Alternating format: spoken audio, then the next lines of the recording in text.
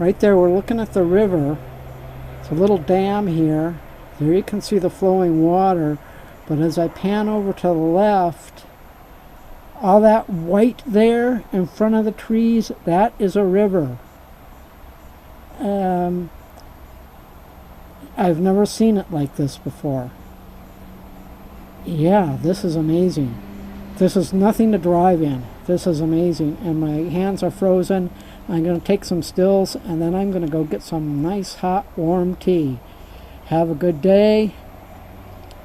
This is Carl F. Rose reporting live from Bedford, Pennsylvania, Saturday, December 14th, 2013.